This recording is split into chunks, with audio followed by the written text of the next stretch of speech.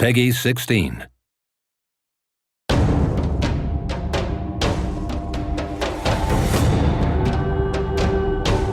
You encountered a lot of pirates in the prequel Risen, as well as in other games that we have developed, and that fitted pretty well with the dialogue style of the games and their quests, so we decided to turn it into a complete game. Previously, we tried to establish as many facets as possible with an equal standing. This time, however, we focused very much on the pirate setting, not least because you are left with almost no choice but to join the pirates.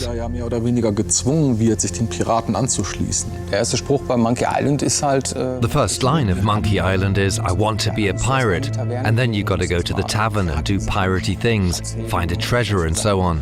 And these are of course things our players get to do as well.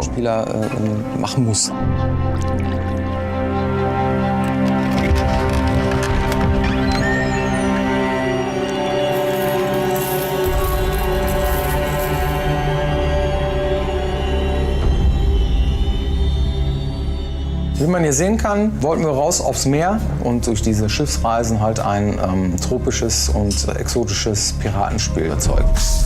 Hier haben wir die Startlocation. Hier lernt man das Spiel kennen in einem Tutorial. Du kannst dann am Anfang ein paar Monster plätten am Strand oder so, in der letzten Bastion der Menschheit. Du fährst dann auch ziemlich schnell dann mit dem Schiff rüber zu der ersten Insel, die dann schon etwas größer ist, wo es auch zwei Lager gibt, einmal von der Inquisition und einmal hier hinten das Piratenlager. Da wird die Welt ein bisschen größer. Wenn du dich den Piraten angeschlossen hast, dann kannst du dann mit dem Schiff direkt mit den Piraten zu dieser Küstenregion auf dieser Seite dann hinreisen. Die Welt wird immer größer und von da ab hast du dann irgendwann, hier kriegst du dann dein eigenes Schiff und kannst dann auch andere Inseln dann weiter bereisen. Es lohnt sich auf jeden Fall am Ende des Spiels, im weiteren Verlauf des Spiels dann auch nochmal Locations, die man schon bespielt hat, nochmal hinzureisen, weil es da auch noch mehrere Quests gibt, noch im hinteren Bereich des Spiels. Also wir haben damals angefangen. Back then, we started with the prototypes. We just built pretty rough landscapes and walked through them, put in a few trees and various placeholders and checked out how it felt. Too big, too small.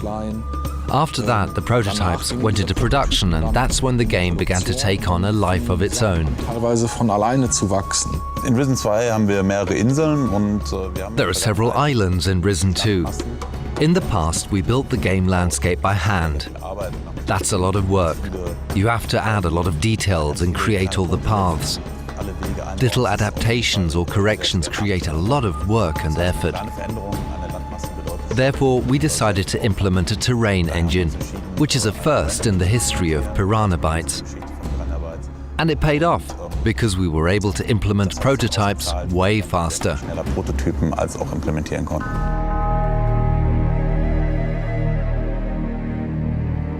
Beim Projektanfang von Risen 2 ging es erstmal darum, ein Setting zu erschaffen. Also wir mussten uns überlegen, was soll es überhaupt werden. Wir wollten halt dieses Regenwälder-Setting haben, karibisches Setting. Im Dschungel ist es eigentlich ziemlich dunkel. Ja, im Dschungel gibt es viel Schattenwurf. Es gibt unterschiedliche Baumhöhen und es gibt viel Bodenvegetation.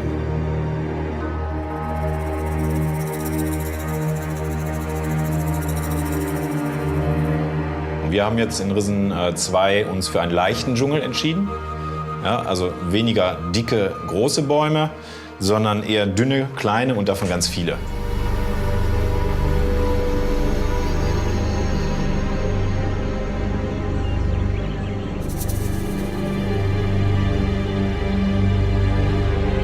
Also wir sind ja hier im Ruhrpott und so viel haben wir nicht hier, was wir uns selbst anschauen können. Ja, aber ein paar Wälder haben wir schon und da ziehen wir schon mal selber los mit der Kamera. Die Wälder sind teilweise urig hier, das soll man gar nicht meinen.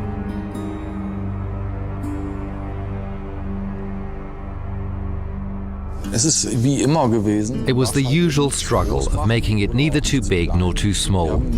We tried to keep things balanced out. On the one hand, you've got to create a world that's big enough to make it plausible that you require a ship to get from one scene to the next.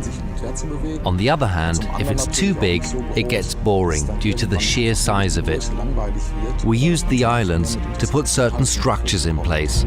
At the start, players have no ship, so they are told to go to island A, then to island B, and suddenly you get your ship and you can get to island C, D, E, F, G, in whatever order you desire. Wie du möchtest.